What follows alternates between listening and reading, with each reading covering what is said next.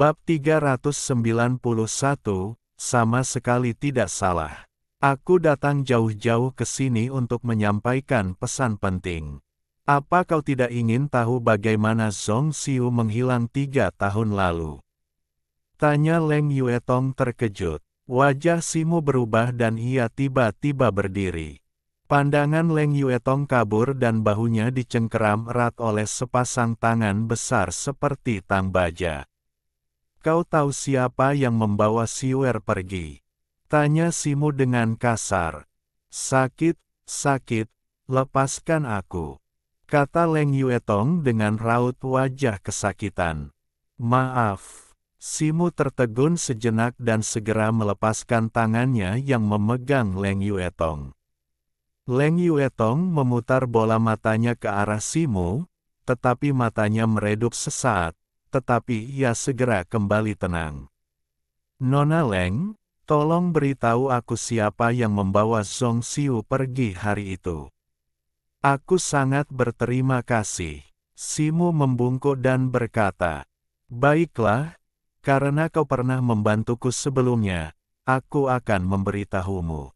Orang di balik hilangnya Zhong Xiu tidak lain adalah Liu An, yang berasal dari tempat yang sama denganmu, kata Leng Yuetong. Liu An. Simo sedikit mengernyit mendengar ini. Benar, aku mengerahkan seluruh kekuatan kultus bulan gelap di kota Changsu dan akhirnya menemukan jawabannya. Tidak mungkin aku salah. Dan orang yang mengambil tindakan hari itu kemungkinan besar adalah Liu An sendiri. Leng Yuetong berkata dengan percaya diri. Simo melirik Leng Yuetong dan tidak berkata apa-apa. Simo, jika kau ingin menyelamatkan Zhong Xiu, kau harus menyingkirkan Liu An terlebih dahulu. Mengapa kau dan aku tidak bekerja sama untuk mengungkap kejahatan Liu An? Leng Yuetong berkata cepat ketika melihat tatapan Simo yang datar. Kau bilang Liu An adalah dalang di balik penculikan Zhong Xiu. Apa kau punya bukti? Tanya Simo setelah hening sejenak. Ini, aku baru saja mendengar beritanya. Liu An juga sangat licik. Aku belum punya bukti yang pasti. Leng Yuetong terdiam sejenak dan berkata, Nona Leng, kau tidak punya bukti. Aku tidak percaya apa yang kau katakan itu benar kecuali kau bisa memberikan bukti yang pasti. Simo merentangkan tangannya dan berkata, ia tidak menyangka Liu An yang membawa Zhong Xiu pergi. Meskipun ia tidak melihat wanita misterius itu dengan jelas, wanita itu jelas bukan seseorang yang bisa diperintah Liu An, dan bahkan bukan dari dunia ini. Kau benar-benar meninggalkan Zhong Xiu untuk mati tanpa menyelamatkannya. Aku tidak pernah menyangka kau pria seperti itu. Apa kau takut pada Liu An itu? Leng Yuetong menatap Simo dengan marah. Nona Leng, tidak perlu mencoba memprovokasiku. Jujur saja, kau bersedia mengarang kebohongan dan bergabung denganku untuk menghadapi Liu An. Apa alasanmu? Simo merenung sejenak sebelum berbicara. Kapan aku mengarang informasi palsu? Tanya Leng Yuetong, sedikit kepanikan terpancar di matanya. Aku ada di sana ketika Siwer dibawa pergi. Aku tahu persis siapa yang membawanya pergi, kata Simo sambil mencibir. Wajah Leng Yuetong memucat dan memerah karena hal ini. Baiklah, kuakui aku baru saja berbohong. Tapi aku tidak punya pilihan lain. Kaulah satu-satunya yang bisa membantuku menghadapi Liu An sekarang. Wajah Leng Yuetong dipenuhi kesedihan.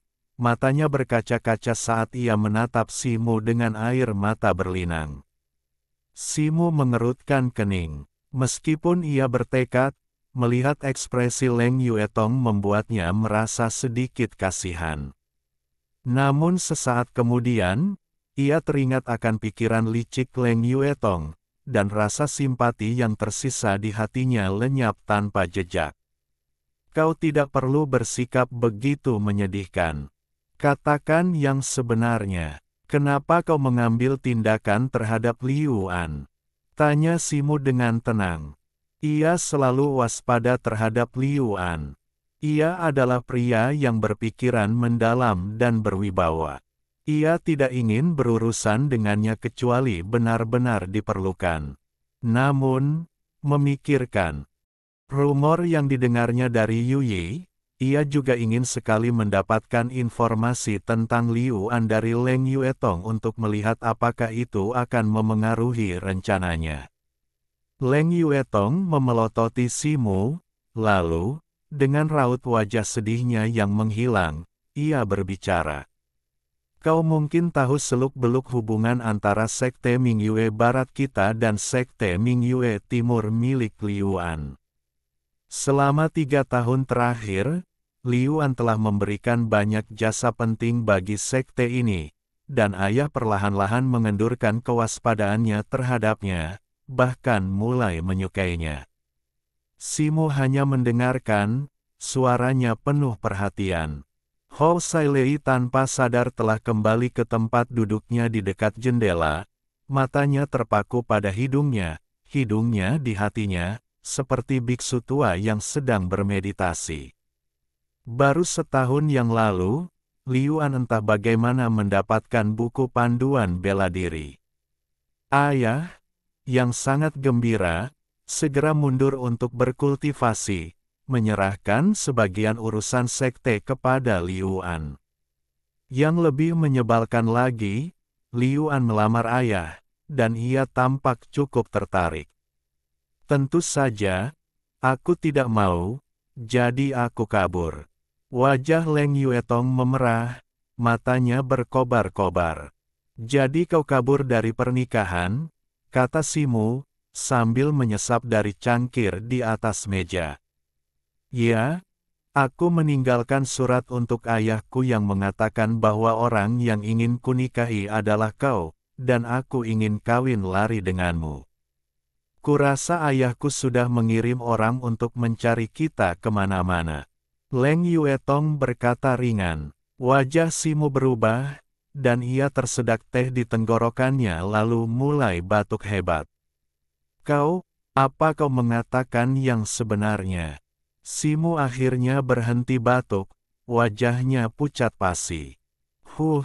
Tentu saja aku berbohong padamu. Kau ingin aku benar-benar mengikutimu. Mimpi saja, aku tidak akan bercanda tentang statusku. Leng Yuetong terkekeh. Simu menghela napas lega ketika mendengarnya. Ia tidak ingin diburu oleh sekte Mingyue yang besar. Leng Yuetong melihat ekspresi Simu. Meskipun ia tersenyum dan bercanda di wajahnya, tangannya yang tergantung di sampingnya tak kuasa menahan diri untuk sedikit mengepal, dan kukunya samar-samar menusuk telapak tangannya. Cukup bercandanya, lebih baik aku kembali ke tepi pohon willow. Ekspresi Leng Yuetong tiba-tiba menjadi serius. Terakhir kali kita makan malam bersama di kota Changsu, aku memperhatikan bahwa meskipun kau dan Liu An sama-sama berasal dari benua timur, kalian tidak sependapat. Intuisiku mengatakan bahwa kaulah satu-satunya yang mampu menghadapi Liu An, kata Leng Yuetong, menekankan setiap katanya. Simu menundukkan pandangannya, merenung sejenak, lalu menggelengkan kepala dan menolak dengan tegas. Petik 2. Maaf, tapi aku ada urusan mendesak akhir-akhir ini dan tidak bisa membantumu. Sebaiknya kau cari orang lain untuk membantu.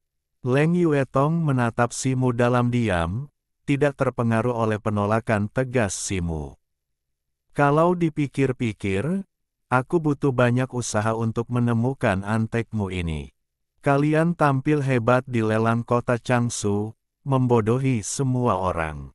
Aku butuh banyak usaha setelahnya untuk menemukan beberapa petunjuk, kata Leng Yuetong, melirik Hou Sailei, yang tidak jauh darinya. Jantung Hou Sailei berdebar kencang ketika mendengar ini, tetapi dia tidak mendongak. Simu juga tetap diam. Setelah aku menemukan antekmu, aku diam-diam mengamatinya. Sayangnya, aku menyadari kontakmu dengannya. Dia baru saja membeli beberapa bahan untuk penyamaran, dan setahuku, itu penting bagi seseorang yang ingin menyamar sebagai iblis. Saudara Simu, kau menginginkan barang-barang ini. Apa kau berencana untuk menyusup ke suku iblis? Leng Yuetong menatap Simu dengan senyum tipis. Simu mengerutkan kening. Dia memang punya rencana ini. Menyelinap langsung ke puncak Lingtian terlalu berbahaya, lebih baik dia menyamar dan menyelinap masuk. Semua yang telah dia lakukan akhir-akhir ini hanyalah persiapan untuk ini, tetapi Leng Yuetong telah melihatnya. Kau tidak perlu menatapku dengan niat membunuh seperti itu. Aku tidak akan menyebarkan ini dan merusak rencanamu. Itu tidak akan ada gunanya bagiku, kata Leng Yuetong. Teruskan, kata Simu. Meskipun penyamaran antekmu sangat bagus, itu hanya bisa mengubah penampilanmu. Dia tidak bisa mengubah auramu, dan itu tidak akan menipu orang-orang kuat di antara klan iblis. Aku tahu teknik rahasia yang bisa mengubah auramu menjadi energi iblis, kata Leng Yuetong. Benarkah? Tatapan aneh di mata Simu memudar, dan setelah mendengar ini, hatinya tergerak. Dia telah memikirkan masalah aura akhir-akhir ini, tetapi belum menemukan solusi yang tepat. Jika memang bisa seperti yang dikatakan Leng Yuetong, maka rencananya akan jauh lebih mudah. Tentu saja aku serius. Seseorang dari Sekte Bulan Gelap kita telah menggunakan teknik rahasia ini untuk menyusup ke suku iblis, dan bahkan iblis tingkat bumi biasa pun tak dapat mendeteksinya, kata Leng Yuetong bangga. Baiklah, jika teknik rahasiamu benar-benar ampuh, aku akan mempertimbangkan untuk membantumu setelah urusanku selesai, kata Simu setelah ragu sejenak. Setuju, seru Leng Yuetong gembira mendengar ini. Mereka bertiga tidak menghabiskan banyak waktu di restoran. Simu membawa mereka ke kediaman Yuyi. Halaman Yuyi telah direnovasi dan diperluas, dengan banyak ruangan, yang dengan mudah dapat menampung 3 atau 4 orang. Yuyi dan Hou Sailei sudah saling kenal, dan bertemu kembali membuatnya merasa lega. Syarat-syarat di sini sederhana, kuharap Nona Leng tidak keberatan, kata Simu. Tempat tinggal saja sudah cukup. Leng Yuetong tersenyum tipis, tampak tak terpengaruh oleh kondisi tempat tinggal di sana. Mengenai teknik rahasia yang baru saja kau sebutkan, aku ingin tahu apakah kau bisa mengajakku berkeliling. Aku yakin itu perlu persiapan, tanya Simu. Leng Yuetong, tanpa rasa pelit, mengeluarkan selembar giok dan menyerahkannya kepada Simu. Simu menerimanya, indera spiritualnya menembusnya, ekspresinya sedikit berubah. Butuh 1/4 jam penuh sebelum akhirnya ia membuka matanya. Teknik rahasia yang dijelaskan dalam slip itu luar biasa aneh, menggunakan metode khusus. Inti roh iblis ditanamkan ke dalam tubuh manusia untuk waktu yang singkat, menutupi aura aslinya dan mengubahnya menjadi energi iblis. Teknik rahasia seperti itu sungguh aneh, tetapi bukankah menanamkan roh iblis ke dalam tubuh manusia menimbulkan risiko? Simu merenung sejenak sebelum bertanya. Selama inti roh iblis dikeluarkan dalam setahun, itu tidak akan membahayakan. Jangan khawatir tentang itu, kata Leng Yuetong. Simu mengangguk perlahan. Satu hal lagi, semakin segar roh iblis yang kau tanamkan, semakin baik. Kekuatannya harus sebanding dengan roh iblis yang ingin kau tiru. Sebaiknya gunakan roh iblis dari roh iblis yang ingin kau tiru, kata Leng Yuetong. Baiklah, jangan khawatir, kata Simu, dengan kilatan dingin di matanya. Kau bisa tinggal di halaman ini untuk saat ini. Aku akan menyiapkan semuanya hari ini. Aku akan memintamu merapal mantra ketika saatnya tiba, kata Simu. Leng Yuetong merasa sedikit cemas ketika melihat tatapan tajam di mata Simu.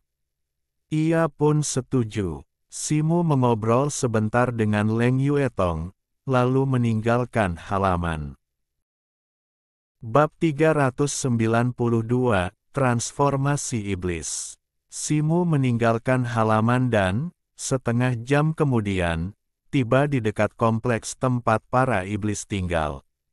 Situ, kenapa kau di sini? Tanya Chaier, yang sedari tadi memperhatikan iblis ular di dekatnya, setelah mendarat di bahu Simu. Simu tidak menyembunyikan apapun dari Chaier dan menceritakan pertemuannya dengan Leng Yuetong secara singkat. Ternyata ada teknik rahasia untuk mengubah aura. Kalau begitu, kurasa sebaiknya kau bertindak sekarang. Para iblis ini beberapa hari terakhir ini sesekali membicarakan untuk kembali ke puncak Lingtian, dan aku tidak tahu kapan mereka akan pergi, kata Chaier. Apakah King Chang pergi hari ini? Tanya Simu. Dia pergi ke Aula Wanjin hari ini, sepertinya ingin membeli beberapa jimat, tetapi dia tidak menemukannya dan pulang lebih awal, kata Chaier. Kalau begitu, ayo kita kembali besok, Simu mengangguk. Keesokan paginya, sesosok iblis ular berjubah abu-abu muncul dari halaman dan menuju ke area perbelanjaan kota Qian. Namanya King Chang, iblis dari suku ular bumi di tahap awal Xiantian. Ia datang ke kota Qian untuk sebuah misi, mendapatkan persediaan yang cukup dan kembali tepat waktu. Batas waktu kepulangannya semakin dekat, tetapi ia masih memiliki setumpuk jimat yang belum dibeli, yang membuatnya frustrasi. Bahkan di kota Qian, jimat tingkat menengah dan tinggi sulit didapat. Jimat-jimat itu hanya dijual di kota-kota barbar di timur, di mana suku manusia dan barbar lebih banyak jumlahnya. King Chang mengumpat dalam hati. Ia tidak peduli pada suku manusia maupun barbar. Jika bukan karena imbalan atas misi pengadaan ini, ia tidak akan menginjakkan kaki di kota-kota asing ini. Dengan pikiran-pikiran ini, ia segera tiba di jalan yang ramai di kota Qian. King Chang melirik sebuah toko besar. Ia mendengar kemarin bahwa jimat dijual di sana sebelumnya, jadi ia melangkah masuk. Seperempat jam kemudian, ia keluar, wajahnya dipenuhi kecemasan, jubah abu-abunya menutupi wajahnya.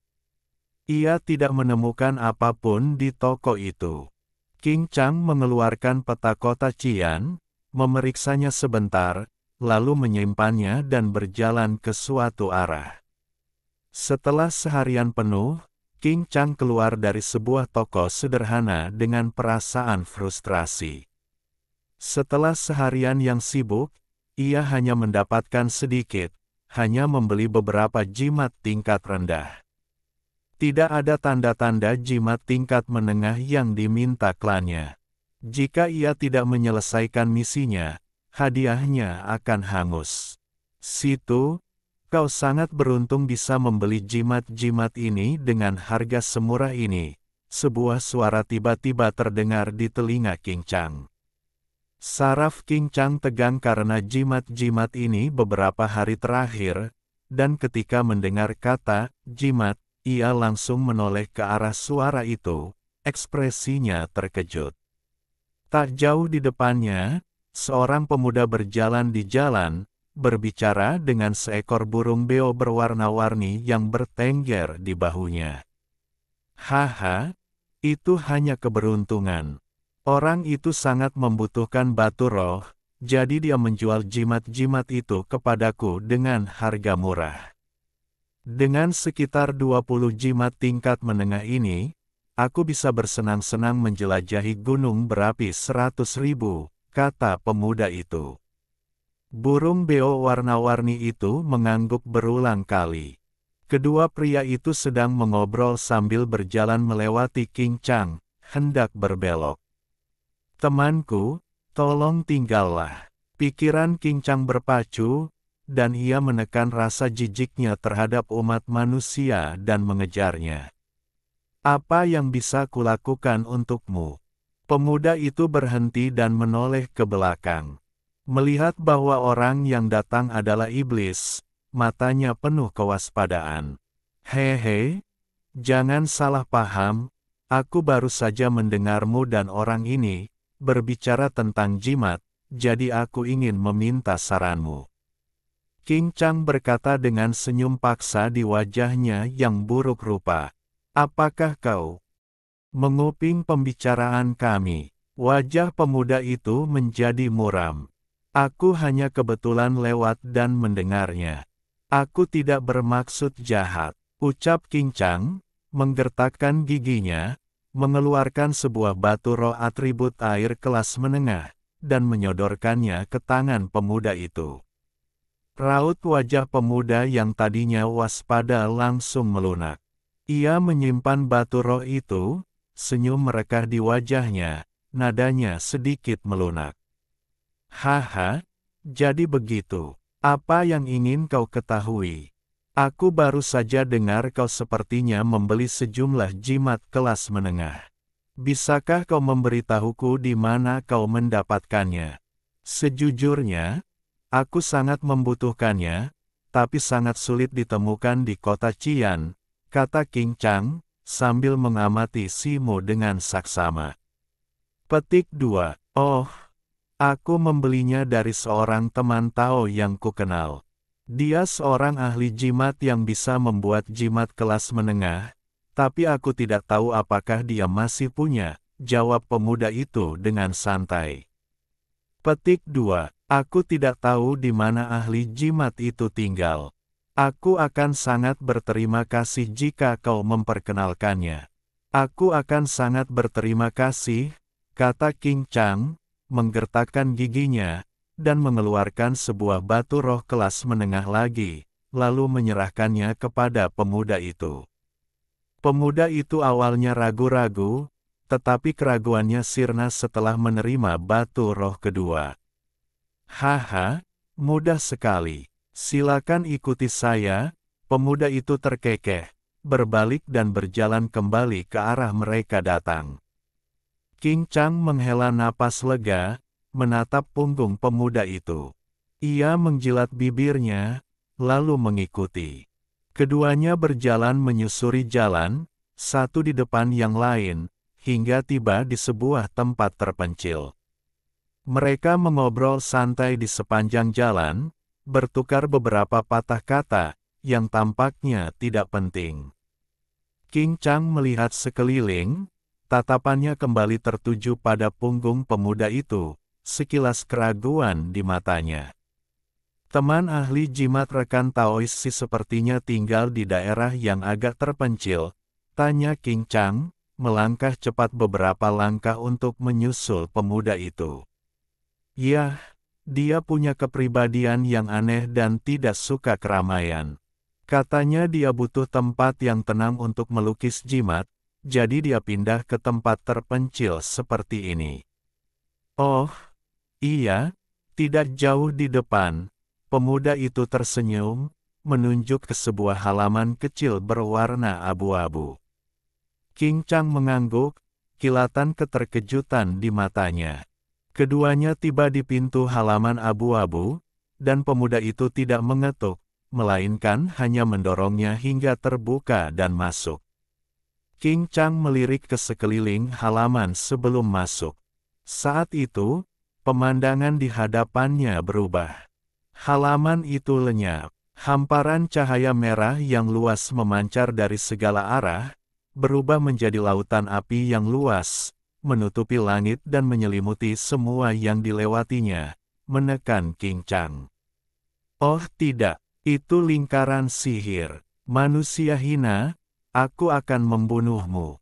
Wajah King Chang menjadi gelap. Ia berteriak dengan ganas, dan cahaya hitam memancar dari tubuhnya, merobek jubah hitamnya dan membentuk perisai pelindung. Bersamaan dengan itu, sisik-sisik hitam muncul dari tubuhnya, langsung menutupi seluruh tubuhnya. Tepat saat perisai itu terbentuk, sebuah tinju yang terbungkus sarung tangan merah menyerang dari samping, mengenai perisai pelindung King Chang. Dengan bunyi gedebuk, perisai itu terasa seperti kertas di hadapan tinju merah, dengan mudah menembusnya. Tinju merah itu menusuk punggung King Chang dan keluar melalui dadanya, meninggalkan sisik hitam itu tanpa perlawanan. Jantung King Chang hancur berkeping-keping oleh pukulan itu, dan ia memuntahkan seteguk darah. Matanya dipenuhi rasa tak percaya, dan auranya dengan cepat memudar. Dengan susah payah, ia menoleh dan melihat ke belakang. Pemuda yang berdiri di belakangnya menatapnya tanpa ekspresi. King Chang memelototi pemuda itu dengan penuh kebencian, tetapi cahaya itu segera meredup. Pemuda itu, Simu, dengan lembut menarik lengannya, dan tubuh King Chang jatuh lemas ke tanah. Ia melambaikan tangannya, dan sebuah gelang penyimpanan sederhana melayang dari tangan King Chang dan mendarat di tangannya. Pada saat itu, kilatan cahaya hitam muncul, dan tubuh King Chang perlahan menyempit dan memanjang, berubah menjadi ular piton hitam raksasa, sepanjang 2 atau 3 kaki. Mata Simu berkilat, dan ia mengambil gelang penyimpanan King Chang. Api merah menyala di telapak tangannya, membakar darah di tangannya. Dengan lambaian tangannya, api formasi di sekitarnya menghilang, dan ia kembali ke halaman, tetapi perisai merah terluarnya tetap ada. Leng Yuetong, Hou Sailei, dan Yu Yi berdiri di halaman. Ini adalah halaman Yu Yi. Saudara Si, kau sungguh tangguh. Para iblis bawaan tak berdaya melawanmu, seru Leng Yuetong sambil melirik mayat di tanah. Tidak perlu buang waktu. Ayo kita mulai. Simu membalikkan tangannya, menghunus belati emas, dan menusukkannya ke tubuh ular piton hitam itu. Ia kemudian mengeluarkan pil iblis hitam dan menyerahkannya kepada Leng Yuetong. Saudara Si, silakan masuk. Aku akan merapal mantra. Leng Yuetong mengambil pil itu, memeriksanya dengan saksama, lalu berbalik dan berjalan kembali ke dalam. Masuk juga, kita tidak punya banyak waktu. Menyamarlah sebagai iblis ular itu sekarang, kata Simu kepada Hou Sailei. Hou Sailei segera setuju dan mengikuti Simu. Mayat iblis ular ini tidak berguna. Kau harus membuangnya. Hati-hati jangan sampai identitas aslimu terungkap, Simu berpikir sejenak sebelum memberi instruksi kepada Yu Yi. Baik, Yu Yi setuju. Simu dan 2 orang lainnya memasuki rumah. Lebih dari 1 jam berlalu, hingga senja tiba, sebelum pintu akhirnya terbuka. Pertama, sesosok gelap muncul. Sosok itu bertubuh manusia dan berkepala ular, sisik hitam muncul dari lengannya, dan aura iblis terpancar darinya. Sosok itu identik dengan King Chang yang sebelumnya terbunuh. Tentu saja, itu adalah Simu yang sedang menyamar. Leng Yuetong dan Hou Sailei mengikutinya. Leng Yuetong tampak sedikit lelah, seolah-olah karena ilmu mistik yang telah dikuasainya. Bagaimana? Tanya Simu pada Yu Yi, yang sedang mendekat, suaranya menggemakan suara King Chang. Sempurna, setidaknya aku tidak melihat kekurangan apapun, kata Yu Yi, sambil mengamati Simu dengan saksama. Bagus, Simu mengangguk, lalu melambaikan tangan dan mengeluarkan jubah abu-abu, identik dengan yang dikenakan King Chang sebelumnya. Nona Leng, terima kasih banyak untuk ini. Mohon tunggu di sini sebentar, paling lama setahun, setidaknya 7 atau 8 bulan. Jika aku mencapai tujuanku, aku pasti akan kembali untuk membantumu, kata Si Mu kepada Leng Yuetong. Tentu saja aku percaya pada saudara Si, tapi menyelinap ke puncak Ling Tian sangat berbahaya. Saudara Si, harap berhati-hati, kata Leng Yuetong. Si Mu mengangguk, menatap Yu Yi dan Ho Sai Lei, lalu berkata, kalian sudah bekerja keras akhir-akhir ini. Manfaatkan waktu ini untuk beristirahat dan menunggu kabar dariku. Baik, Yu Yi dan Ho Sai Lei serempak setuju. Si Mu mengangguk, berbalik, berjalan keluar pintu, dan pergi. Leng Yuetong memperhatikan punggung Si Mu yang perlahan menghilang dalam kegelapan, sedikit linglung. Bab 393, lulus ujian. Setengah jam kemudian, Si Mu tiba di gerbang halaman peristirahatan klan iblis. Ia berhenti sejenak di pintu masuk sebelum melangkah masuk. King Chang, kau pulang agak terlambat hari ini. Saat memasuki halaman, seorang anggota klan iblis bertubuh tinggi besar berkepala beruang dan bertubuh manusia menghampiri. Melihat Si Mu, ia menyapanya. Si Mu meliriknya, tetapi tanpa berkata apa-apa, ia hanya berjalan melewatinya. Selama sebulan terakhir, melalui pengamatan diam-diam Chaier, ia telah menyelidiki nama-nama semua anggota klan iblis di halaman ini. Pria beruang liar di hadapannya adalah anggota klan iblis paling senior yang pernah datang ke kota Qian. Sebagai pemimpin mereka, ia adalah salah satu dari sedikit orang yang sesekali berinteraksi dengan King Chang. Pria beruang liar itu tidak menganggapnya serius. King Chang bersikap acuh tak acuh dan eksentrik, dan sikapnya terhadap pemimpinnya tidak konsisten.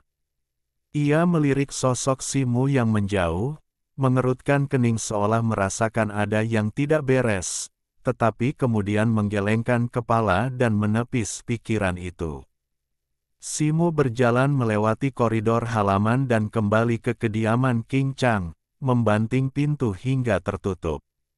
Beberapa iblis di dekatnya mengerutkan kening melihat pintu yang dibanting, meskipun tak satu pun dari mereka berkata apa-apa. Si Mu duduk di tempat tidur di dalam dan memejamkan mata untuk beristirahat. Chaier berada di luar, dan melalui penglihatannya, ia memiliki kendali penuh atas pergerakan setiap iblis di halaman. Sepertinya tidak ada yang menyadari identitasnya, jika tidak, dengan tingkat kultivasinya saat ini, ia akan dengan mudah melenyapkan satu atau dua iblis tanpa ada yang menyadarinya. Sesaat kemudian, Si Mu membuka matanya dan mengambil gelang penyimpanan King Chang. Setelah melakukan ritual darah, ia menyelidikinya dengan indera spiritualnya. Ruang di dalamnya tidak besar, jauh lebih kecil dari cincin Miao Chen-nya, dan sebagian besar sudah terisi dengan persediaan. Si Mu melambaikan tangannya, dan sebuah lempengan giok tulang muncul di tangannya. Ini adalah daftar persediaan yang diperintahkan untuk dibeli oleh King Chang.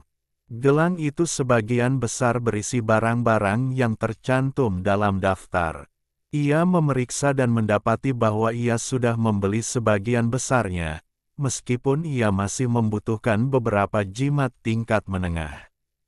Si Mu terkekeh pelan. Ia tidak bisa berkomentar tentang barang-barang lainnya, tetapi jimat tentu saja berlimpah baginya. Ia dengan santai mengambil setumpuk jimat dan meletakkannya di gelang. Setelah berpikir sejenak, ia mengambil beberapa jimat tingkat tinggi dan memasukkannya ke dalamnya juga. Suku ular bumi hanya mengalokasikan batu roh dalam jumlah terbatas untuk misi pengadaan ini, sehingga sulit untuk mendapatkan semua perlengkapan yang tercantum. Namun, King Chang bersedia menerima tugas itu karena jika ia berhasil menyelesaikannya, peluangnya untuk dipilih oleh suku untuk berpartisipasi dalam upacara transformasi akan meningkat. Ini adalah informasi yang diterima Chai'er dan Yu Yi dari suku iblis lainnya. Mereka datang ke sini untuk menerima misi masing-masing demi tujuan ini. Simu merenungkan hal ini, indera spiritualnya sekali lagi menyelidiki gelang itu. Meskipun barang-barangnya telah dibeli sepenuhnya, kualitasnya tidak terlalu bagus. Simu diam-diam mengambil keputusan.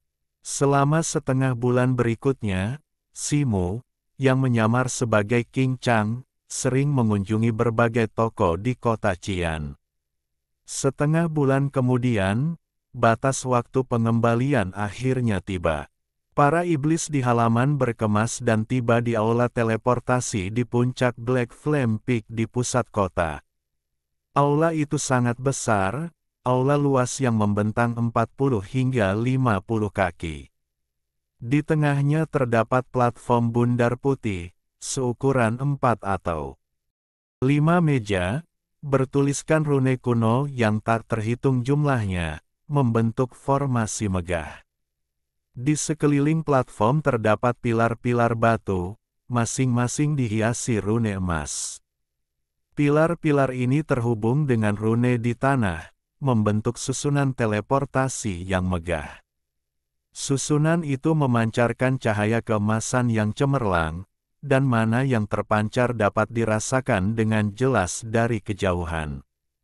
Simu baru di sini, tetapi ia tidak melihat sekeliling, hanya menatap tanah. Chai'er berdiri di bahunya, memandang sekeliling seperti burung beo biasa. Para iblis di sekitarnya agak bingung dengan kemunculan Chai'er yang tiba-tiba, tetapi karena Simu tidak menyebutkannya, mereka tidak ragu untuk bertanya padanya. Lagi pula, banyak iblis memelihara hewan peliharaan roh, dan ada toko-toko di kota Qian yang khusus menjual hewan peliharaan semacam itu, jadi iblis-iblis lain tidak menganggapnya aneh. Beberapa meja batu diletakkan di aula utama, dan di belakang mereka duduk 5 atau 6 orang barbar berjubah merah. Dilihat dari pakaian mereka, mereka berasal dari mansion penguasa kota Qian. Sesosok tinggi muncul dari kelompok iblis itu. Sosok itu adalah manusia beruang barbar. Ia mendekati orang-orang berjubah merah, bernegosiasi dengan mereka, dan menyerahkan sekantong batu roh. Simu telah berada di kota Qian selama 3 tahun, dan meskipun belum pernah ke sana, ia pernah bertanya kepada Yu Yi tentang teleportasi. Teleportasi ke kota penjara api di sini memperbolehkan maksimal 50 orang sekaligus, dan biayanya per orang, yaitu 1000 batu roh per orang, tidak mahal, tetapi juga tidak murah. Kelompok iblis ini hanya terdiri dari sekitar 20 orang. Setelah membayar biaya, mereka menunggu sekitar setengah jam. Setelah sekelompok iblis dan beberapa orang barbar lainnya tiba, mereka akhirnya mengumpulkan 50 orang dan naik ke panggung putih. Cahaya keemasan yang menyilaukan menyambar, dan Simu dan yang lainnya mendapatkan kembali penglihatan mereka, menampakkan diri di aula lain dengan ukuran yang sama. Aku kelelahan setelah perjalanan ini, tapi akhirnya aku kembali. Ayo pergi, kata pria beruang barbar itu, meregangkan badan sambil memimpin jalan keluar aula. Para iblis lainnya kini santai, berjalan berdampingan dalam kelompok 3 atau 4. Simu, sendirian, mengikuti dari dekat di belakang yang lain, dengan cepat keluar dari aula. Aula teleportasi dibangun di atas menara hitam raksasa, setinggi 100 kaki. Menara ini merupakan landmark ikonis kota penjara api, menyerupai gunung api hitam di kota api merah. Dari sini, seluruh kota penjara api dapat dilihat sepenuhnya. Dibandingkan dengan kota api merah, arsitektur di sini lebih liar dan kasar, dengan karakteristik iblis yang khas. Sekilas, mayoritas penduduk kota adalah iblis yang sebagian berubah, dengan sedikit manusia atau barbar yang terlihat. Simu dan yang lainnya tidak berlama-lama di puncak menara, masing-masing menggunakan kemampuan mereka sendiri untuk terbang ke bawah. 3 bulan kemudian, di sebuah tenda besar di suatu tempat di suku ular bumi, seorang pria iblis muda berjubah abu-abu, berkepala ular, dan bertubuh manusia, dengan hormat melaporkan sesuatu kepada seorang iblis tua yang duduk di kursi utama. Pria iblis muda itu adalah Simu. Tuan An, Anda tadi mengatakan ingin membeli lebih banyak instrumen sihir bermutu tinggi, tetapi persediaan di kota Qian akhir-akhir ini menipis, jadi saya berusaha keras untuk mengumpulkannya. Lalu, saya menggunakan batu roh yang tersisa atas inisiatif saya sendiri untuk membeli beberapa jimat tingkat tinggi. Silakan periksa dulu, kata Simu, sambil menyerahkan sebuah gelang penyimpanan berbentuk sederhana. Tuan An mengambil gelang itu dan, dengan satu lambaian tangannya, berbagai macam benda muncul di ruangan itu. Ia hanya melirik sekilas ke instrumen sihir itu, tetapi ketika melihat setumpuk jimat dengan berbagai warna, ekspresinya mengeras dan ia memeriksanya dengan saksama. Ini adalah jimat badai awan petir, dan jimat pedang air langit beku. Setelah beberapa lama, Tuan An mengelus jenggotnya, mengangguk puas, dan berkata, "Haha, King Chang, kau memang anak yang hebat. Setiap kali kau keluar, kau selalu mengejutkanku." Berkat Tuan An, aku cukup beruntung bertemu seseorang yang sangat membutuhkan batu roh, jadi aku hanya menghabiskan sedikit uang untuk membeli 2 jimat tingkat tinggi ini. Ini caraku menunjukkan rasa terima kasihku kepada Tuan An, kata Simu. Wah, kau anak yang mudah diajar. Aku tidak perlu memeriksa barang-barang lainnya. Ngomong-ngomong, kau telah menyelamatkan cukup banyak batu roh klan kami beberapa kali ini. Bahkan ketua klan sangat memujimu.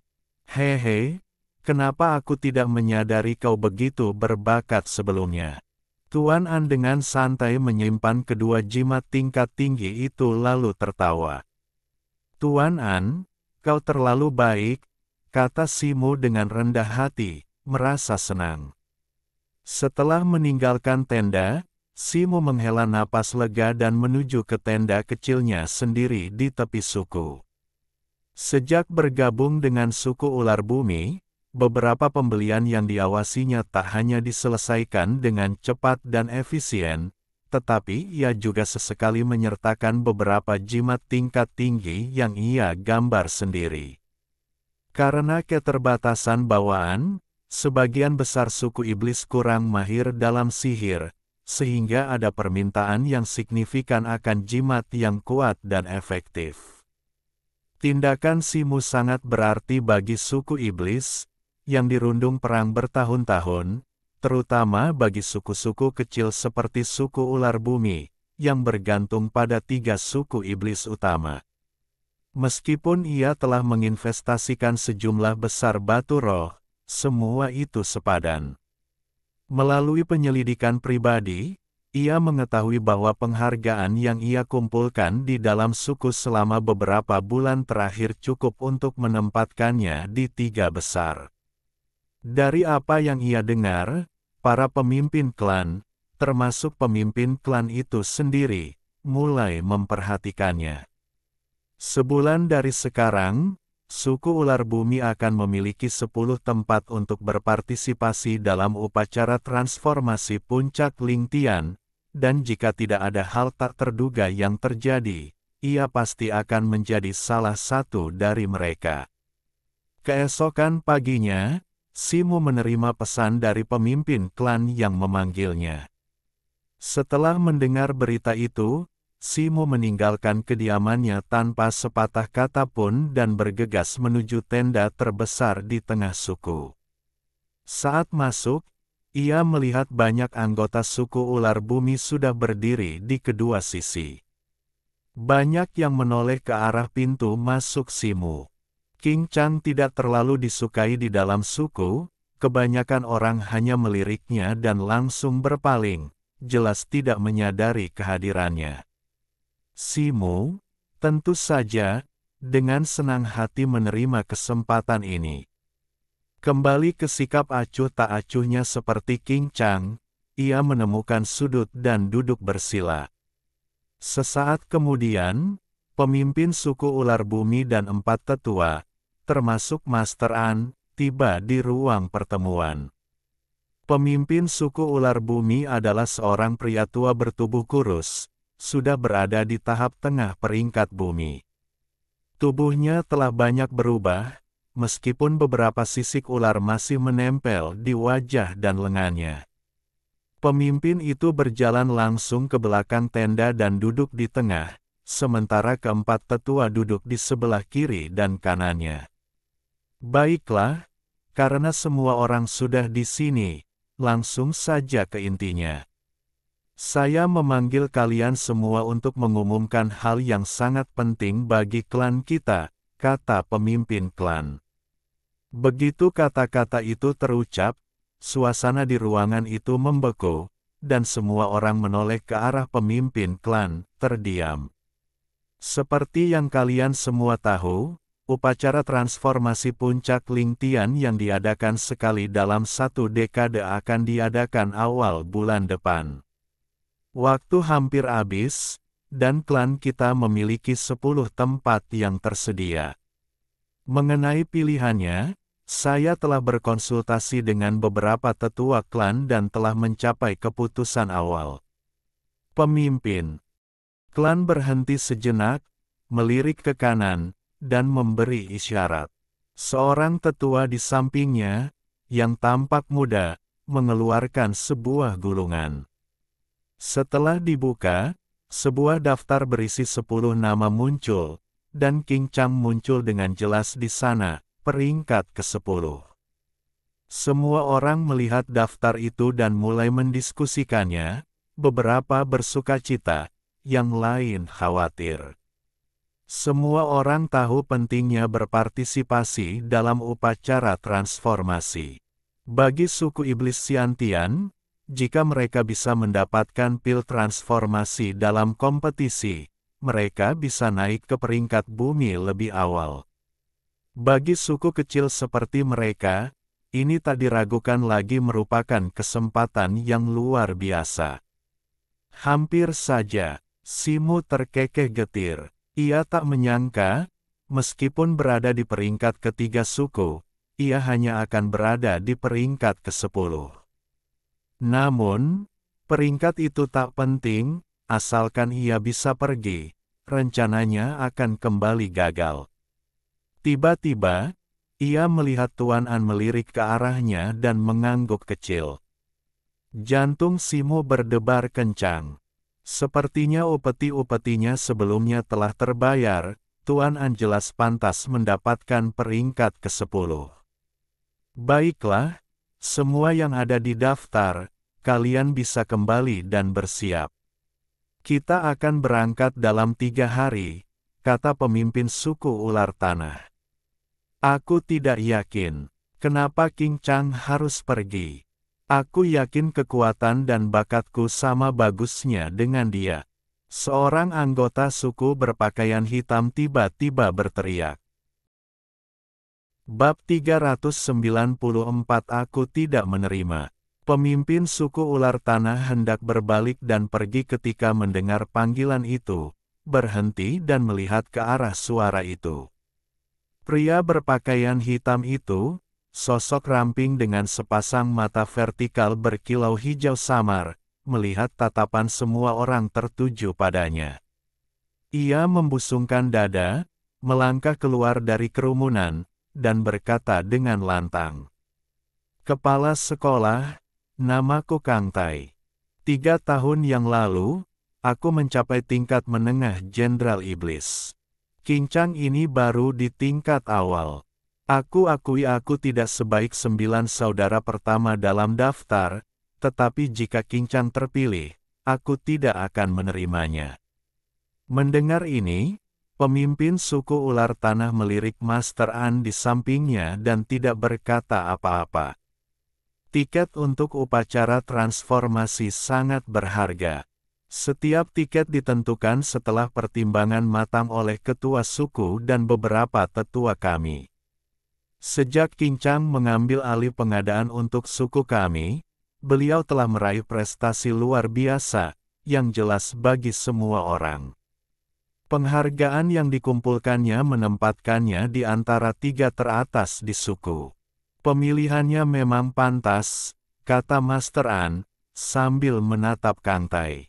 Tetua An, Anda salah. Dari yang saya dengar, Kang Tai telah berulang kali menyusup ke wilayah barbar sendirian dalam beberapa tahun terakhir, menangkap 16 penambang dari suku manusia dan barbar untuk suku tersebut. Di antara mereka ada seorang barbar Siantian. Meskipun penghargaannya tidak termasuk dalam 3 teratas, dia masih berada di 5 teratas, kata tetua berambut putih dan berwajah muda itu tiba-tiba. Para iblis pun gempar. Meskipun perbedaan penghargaannya tidak signifikan, kekuatan mereka masih satu tingkat. Kelayakan mereka untuk upacara transformasi praktis setara. Lagi pula, semakin kuat kekuatannya, semakin tinggi peluang menerima pil transformasi pada upacara transformasi.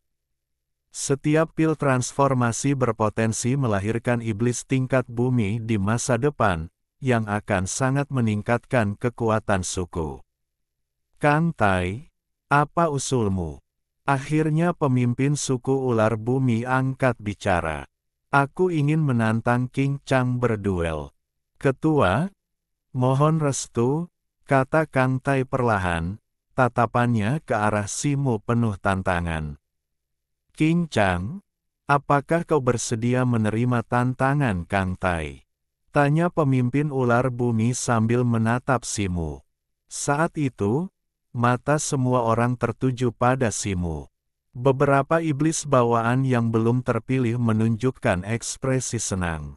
Kekuatan Kang Tai sudah mendekati level tinggi, jadi Kincang dalam masalah sekarang. Hehe. Sesuatu yang menarik akan terjadi. Ngomong-ngomong, kapan Kincang ini muncul? Kenapa aku tidak punya kesan sedikit pun tentangnya? Aku tidak menerimanya. Saat semua orang berdiskusi, Simu mengatakan sesuatu yang tak terduga. Keheningan tiba-tiba menyelimuti ruangan. Setiap iblis yang hadir menatap Simu dengan ekspresi bingung. Lagi pula, sepanjang sejarah, para iblis selalu memuja yang kuat. Secara umum, tak seorang pun akan menolak tantangan dari satu pihak ke pihak lain, karena itu merupakan tanda kehormatan. Tuan Ketua, karena tempat untuk upacara transformasi ini telah disepakati bersama oleh Anda dan para tetua, tentu saja ini merupakan hasil pertimbangan yang cermat dan pertimbangan yang berulang. Sekarang setelah saya mengamankan tempat ini, bahkan jika saya memenangkan duel, saya tidak akan mendapatkan keuntungan apapun. Jadi mengapa saya harus menerima duel ini? Kecuali, jika Kang Tai kalah, dia menawarkan saya sesuatu yang setara nilainya. Tentu saja, jika ada orang lain yang tidak setuju dan ingin menantang saya berduel, saya juga akan menerimanya jika mereka menawarkan sesuatu yang setara nilainya. Simu berbalik dan membungkuk kepada ketua ular bumi sebelum melanjutkan. Kang Tai hendak mengatakan sesuatu yang lain, tetapi kata-kata Simu membuatnya terdiam. Bagaimana mungkin? Dia menawarkan sesuatu yang setara nilainya. Banyak iblis bawaan lainnya juga tertegun sejenak. Lagi pula, tidak ada iblis yang akan menolak duel dengan mengajukan skenario seperti itu. Namun setelah merenung sejenak, mereka tampaknya menerima sedikit kebenaran dalam argumen tersebut. Meski begitu, banyak iblis memandang Simu dengan jijik. Lagi pula, menolak duel di depan umum adalah tindakan yang sangat memalukan. Karena King Chang tidak mau menerima tantangan Kang Tai, jatahnya tetap ada, seru pemimpin ular bumi, mengabaikan yang lain yang hadir dan meninggalkan tenda. Melihat kepergian pemimpin itu, keempat tetua bertukar pandang sebelum akhirnya pergi juga. Di antara mereka, Tuan An menatap Simu dengan penuh arti sebelum meninggalkan tenda dan berbalik. Simu tidak berlama-lama. Di bawah tatapan para iblis, ia meninggalkan tenda sendirian dan menuju ke tempat tinggalnya sendiri.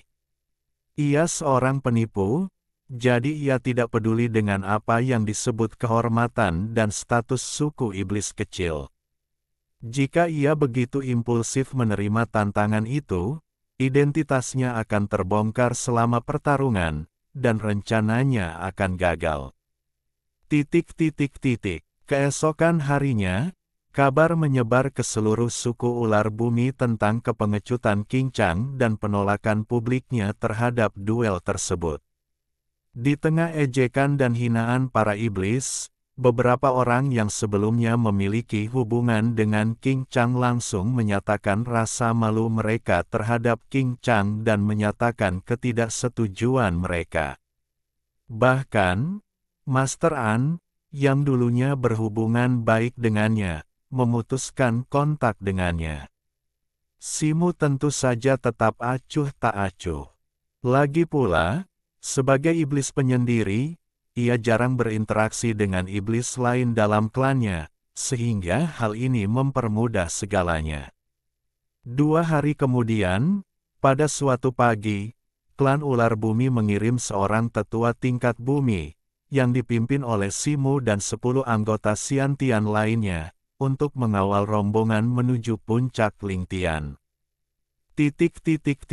Setengah bulan kemudian, setelah perjalanan panjang, Simu dan iblis ular bumi lainnya akhirnya tiba di lembah Yukuan, tak jauh dari puncak Tongtian.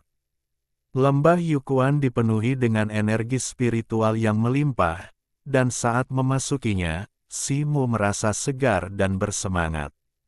Pada saat ini, selain beberapa iblis rubah langit, banyak suku iblis lainnya juga menempati sebagian besar lembah dan mendirikan kemah.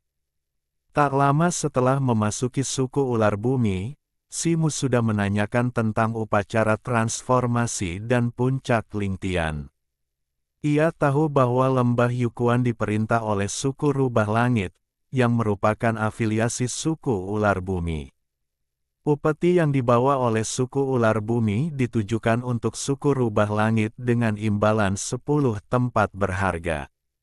Sebagai salah satu dari 3 suku iblis besar, suku rubah langit memiliki warisan yang mendalam jauh melampaui suku-suku kecil seperti suku ular bumi, sebagaimana dibuktikan oleh lembah Yukuan, yang berfungsi sebagai tempat peristirahatan bagi suku-suku iblis yang berkunjung.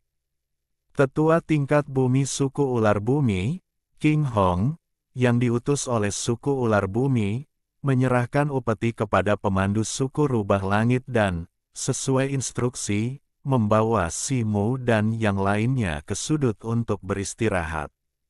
Simu, yang sebelumnya menolak untuk berduel di depan umum, tidak diterima dengan baik oleh para iblis, termasuk King Hong, sehingga tendanya ditempatkan di sudut terjauh. Namun, Simu tidak bisa meminta lebih. Malam itu, di balik kegelapan, ia diam-diam meninggalkan lembah Yukuan dan merayap menuju puncak Lingtian di dekatnya. Di tengah perjalanan, sesosok ramping menukik turun dari udara dan mendarat di bahunya. Itu Keir. Bagaimana kabarmu? Sudahkah kau menemukan jawabannya? Ada target yang bisa kau incar? Bisik Simu. Situ, kau masih khawatir aku akan bertindak. Ngomong-ngomong, puncak Lingtian ini luar biasa tinggi. Wow, hampir menyentuh langit. Tanya Keir. Berhenti bicara omong kosong dan langsung ke intinya. Kata Seh. Imu, situ, kenapa kau begitu cemas? Gumam Keir dengan nada tidak puas. Beberapa hari kemudian, dini hari. Puncak Lingtian diselimuti kabut, dengan pepohonan tua yang rimbun nyaris tak terlihat. Di sebelah timur puncak, di antara puncak dan lembah Yukuan, terbentang alun-alun luas seluas puluhan hektar. Di tengahnya, 5 platform yang terbuat dari batu-batu hitam pekat berdiri berjajar. Setiap platform tingginya lebih dari 3 meter dan ukurannya hampir 30 meter, bagaikan 5 binatang raksasa yang berjongkok di depan puncak Lingtian. Area di sekitar platform-platform itu bagaikan lautan monster, dipenuhi beragam makhluk iblis. Yang berada di batas terluar sebagian besar terdiri dari monster tingkat kultivasi pasca lahir yang belum bertransformasi, termasuk serigala, harimau, macan tutul, burung, dan binatang buas. Yang berada di tengah terdiri dari monster tingkat bawaan yang telah bertransformasi sebagian ke atas. Meskipun kepala mereka masih seperti binatang, tubuh mereka telah berwujud manusia. Dari segala arah, aliran iblis terus berdatangan ke alun-alun, menciptakan suasana yang ramai dan semarak. Di kaki puncak Lingtian, di ruang terbuka di antara 5 platform tinggi, 7 atau 800 iblis yang telah bertransformasi terbagi menjadi 3 kelompok berbeda, beberapa berdiri dan beberapa berdiri. Ruang yang luas itu tampak lebih dari cukup untuk menampung 7 atau 800 iblis ini, tetapi meskipun demikian, tidak ada iblis lain yang berani mendekat. Ini, karena ketiga suku iblis ini adalah yang terkuat dari 72 suku iblis di benua Xie, beruang bulan, rubah langit, dan Changyuan. Para pemimpin mereka semuanya telah mencapai peringkat surgawi yang legendaris, Raja Iblis sejati. Para iblis lain di sekitarnya melirik dengan kagum dan takut. Seiring berjalannya waktu, para iblis berkumpul dalam jumlah yang semakin banyak, hingga alun-alun yang luas itu, kecuali area yang ditempati oleh 3 suku iblis utama, benar-benar penuh sesak. Keributan di sekitarnya semakin menjadi-jadi, dan mata semua iblis dipenuhi kegembiraan. Di dekat platform paling kanan, selusin iblis berkepala ular dan bertubuh manusia mengelilingi sosok yang menjulang tinggi. Mereka adalah iblis-iblis dari klan ular bumi yang berpartisipasi dalam upacara transformasi. Mengapa Kincang pergi? Salah satu anggota Kincang tiba-tiba bertanya. Dia baru saja di sini. Mungkinkah dia baru saja kehilangan kita? Tanya yang lain. Tetua King, haruskah kita mengirim seseorang untuk mencarinya? Tanya yang pertama. Upacaranya akan segera dimulai. Lupakan saja orang ini untuk saat ini. Lebih baik dia tidak di sini, agar tidak mempermalukan klan ular bumi kita. Kata King Hong dengan bibir mengerucut.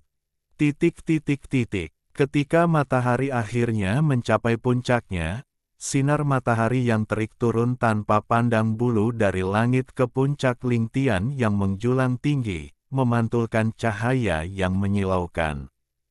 Pada saat itu, di suatu tempat di puncak Lingtian, kilatan cahaya tiba-tiba muncul, dan sesosok muncul.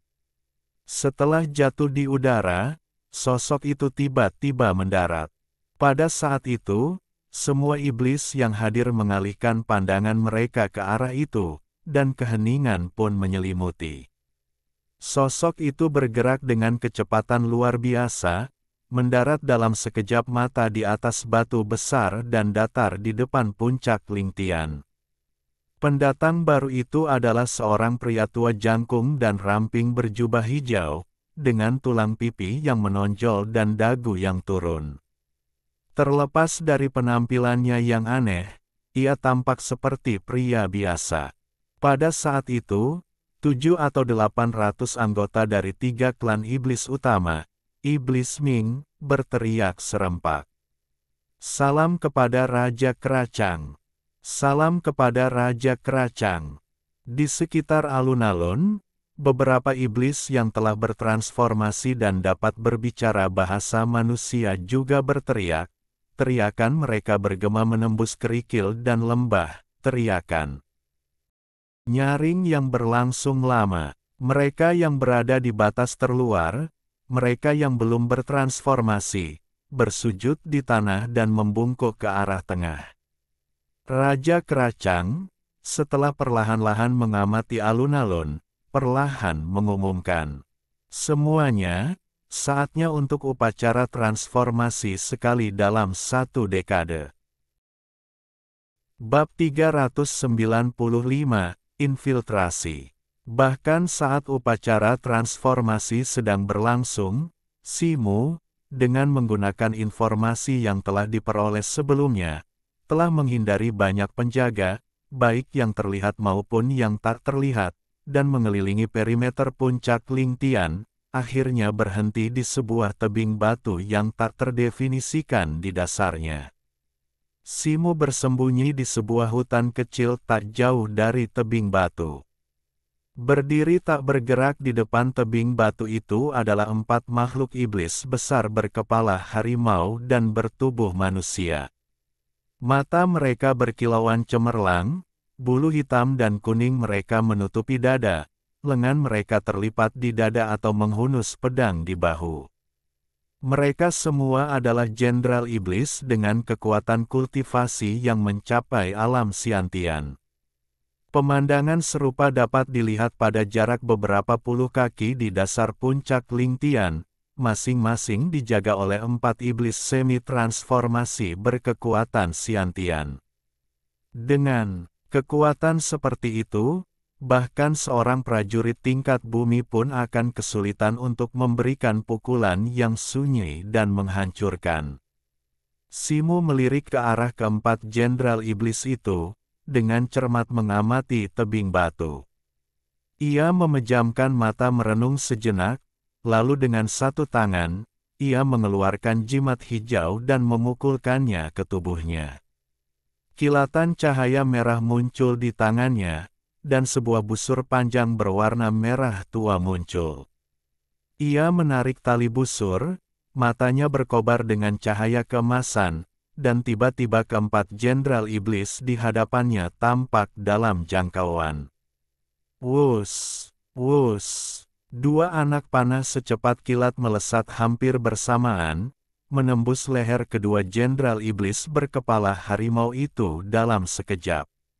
2 jenderal iblis berkepala harimau lainnya terkejut dan hendak bertindak ketika kilatan cahaya hijau muncul di hadapan mereka, dan Simu muncul tanpa suara. Tangan kanan, pedang di tangan kiri, tinju, ia menyerang dengan kedua tangan.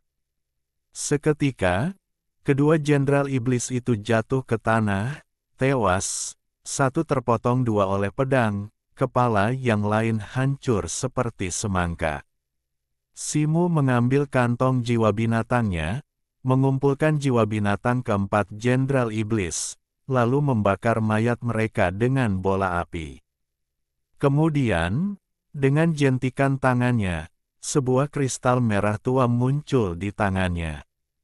Itu adalah kristal Lingyan. Simu mengarahkan kristal itu ke tebing di depan, bergumam. sendiri.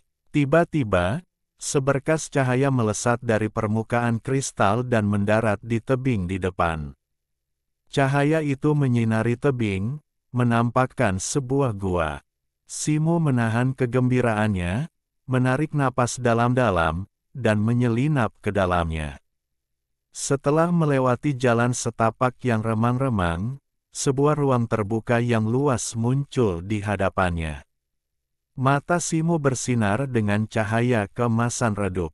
Ia mengamati area itu, memastikan tidak ada penjaga atau batasan lainnya. Kemudian ia perlahan melangkah masuk. Meskipun ia pernah ke sini sebelumnya dalam mimpi, Simo tidak bisa menyembunyikan kegembiraannya saat melihatnya secara langsung. Ruang yang sama, 12 pilar batu abu-abu besar yang sama, semuanya persis seperti dalam mimpinya, hanya saja semuanya tampak sedikit lebih kuno, jelas menunjukkan jejak waktu. Ketika ia menggunakan kristal Lingyan untuk memasuki puncak Lingtian, ia masih agak ragu. Namun semua yang dilihatnya setelahnya justru memperkuat keyakinannya bahwa Kera Putih dalam mimpinya adalah Raja Iblis Kera Putih, yang pernah memimpin segerombolan iblis untuk menguasai benua Sie. Namun, beberapa adegan dari mimpi-mimpi lain tetap menjadi misteri. Namun saat ini, ia tak punya waktu untuk memikirkannya. Ia menghindari menyentuh pilar-pilar batu abu-abu itu, melainkan dengan hati-hati menyusurinya. Mengikuti ingatannya, ia memasuki sebuah lorong di sisi ruangan. Di dalamnya, serangkaian tangga batu spiral menanjak. Karena Kera Putih dan rekan-rekannya telah menaiki bagian tangga batu ini dengan langkah cepat dalam mimpi sebelumnya, melewati banyak lantai tanpa henti, ia hanya samar-samar mengingat tampilan umum pintu masuk ruang rahasia itu, tetapi tidak dapat mengingat dengan tepat lantai mana mereka akhirnya berhenti. Namun, ia memperkirakan setidaknya lantai 10. Dikombinasikan dengan informasi yang ia kumpulkan dari seorang pemimpin penjaga beruang bulan yang telah berubah wujud saat infiltrasi malam sebelumnya di dekat puncak Lingtian, ada dua lokasi di atas lantai 10 yang paling mirip dengan ruang rahasia dalam mimpinya, lantai 16 dan 21. Tangga batu gelap itu dingin dan lembab, memancarkan bau busuk yang samar.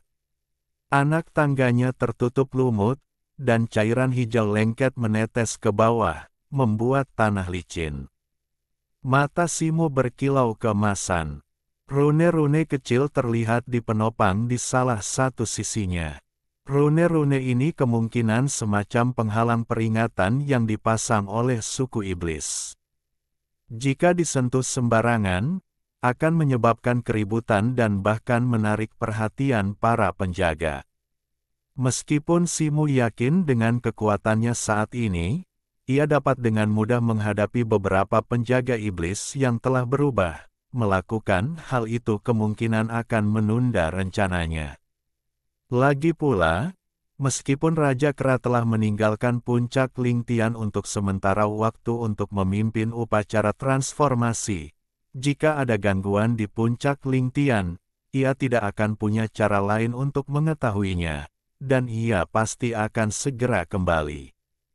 Simo tidak percaya ia bisa menyembunyikan identitas aslinya dari klan iblis surgawi yang kuat, apalagi membuka segel dan mendapatkan esensi darah Kera Putih. Menggunakan mata spiritualnya, Simo menaiki tangga, dengan hati-hati menghindari berbagai batasan di sepanjang lorong dan lantai. Tidak semua lantai dijaga. Di tempat-tempat yang dijaga penjaga, tingkat kultivasi Simo saat ini, ditambah dengan jubah hijaunya, memungkinkannya untuk melewati mereka tanpa diketahui. Jika itu terbukti mustahil, ia akan bersembunyi di lorong-lorong dan menunggu sejenak, menunggu para penjaga teralihkan sebelum mencoba melewatinya. Simo tidak berhenti di 10 lantai pertama. Dimulai dari lantai 11, ia berhenti sejenak di setiap lantai, mengamati dengan saksama dari balik bayangan. Lagi pula, begitu banyak waktu telah berlalu, dan masih belum diketahui apakah struktur internal puncak Lingtian telah berubah. Lebih lanjut, informasi yang diperoleh penjaga beruang bulan mungkin tidak akurat. Kesempatannya untuk menyusup ke puncak Lingtian sangat berharga, dan ia tidak ingin melewatkan kesempatan apapun. Namun, tata letak lantai 11 hingga 15 benar-benar berbeda dari yang ia bayangkan dalam mimpinya. Ketika Simo mencapai pintu masuk ke lantai 16, ia tiba-tiba merasakan kilatan cahaya di depannya. Seperti lantai-lantai sebelumnya, ini adalah ruang luas yang membentang ratusan kaki. Bedanya, bongkahan batu yang menyerupai stalaktit, yang menutupi seluruh ruang dari atas hingga bawah, memancarkan cahaya lembut, menerangi seluruh ruang dengan kecerahan yang menyilaukan. Jauh di dalam ruang ini terdapat ruang batu yang tampak biasa saja, permukaannya tanpa batasan apapun. Di kedua sisinya, terdapat lorong-lorong menuju tujuan yang tak diketahui. Simo agak senang mendapati bahwa tak ada satupun penjaga di ruang luas ini. Ini adalah salah satu dari dua lokasi tersembunyi yang diduga, dan sangat mirip dengan lantai tempat Kera Putih dan rekan-rekannya singgah dalam mimpinya. Simo menahan kegembiraannya dan tidak langsung masuk. Sebaliknya, matanya berkilat cahaya keemasan saat ia mengamati area tersebut.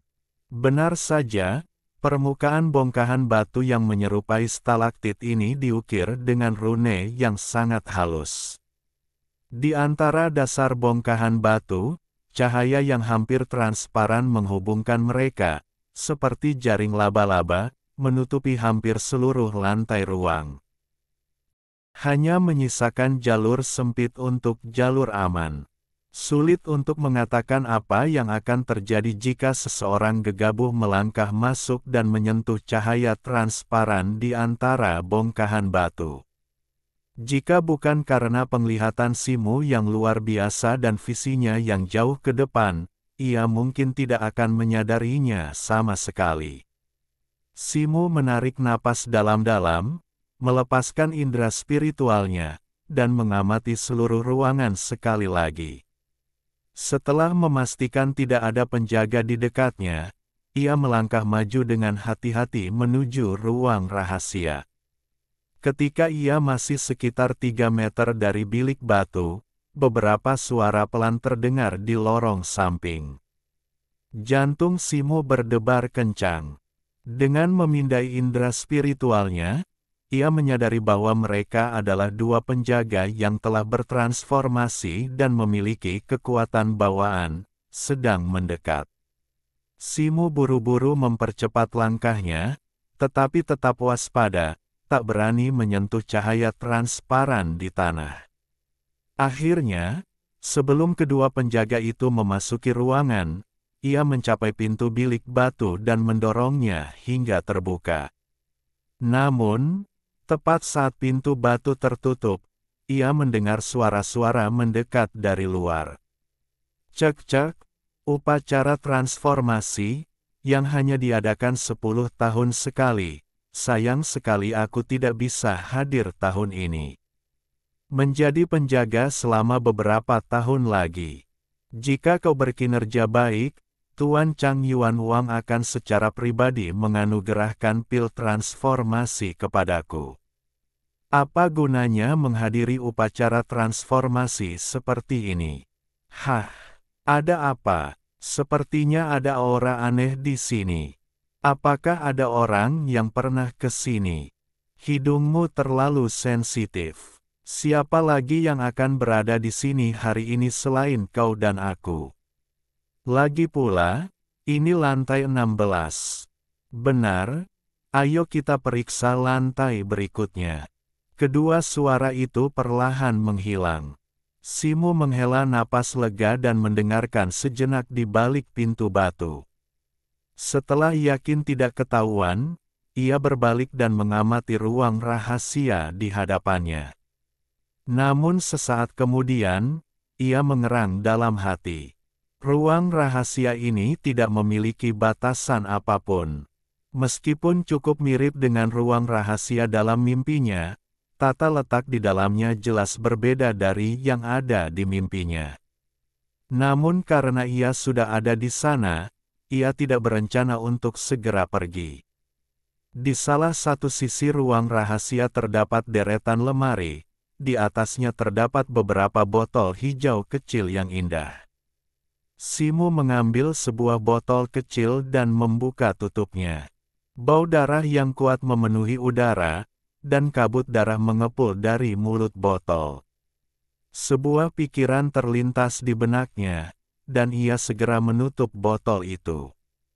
Ternyata itu adalah sebotol saripati darah yang tidak diketahui, tampaknya berkualitas tinggi. Tanpa banyak berpikir, Simu mengumpulkan esensi darah. Ia berkeliling ruangan dan menemukan beberapa herba spiritual berbentuk aneh. Beberapa di antaranya tampak familiar. Simu menepuk dahinya, sebuah ingatan tiba-tiba muncul di benaknya. Bahan-bahan spiritual ini persis seperti yang disebutkan oleh Master An di suku ular bumi, yang dibutuhkan untuk memurnikan pil transformasi. Simu mengeluarkan botol hijau kecil itu lagi dan memeriksanya dengan saksama. Ia telah mendengar bahwa bahan utama dalam memurnikan pil transformasi adalah esensi darah ras manusia dan barbar tingkat bumi, dan botol di tangannya tidak diragukan lagi adalah substansi itu.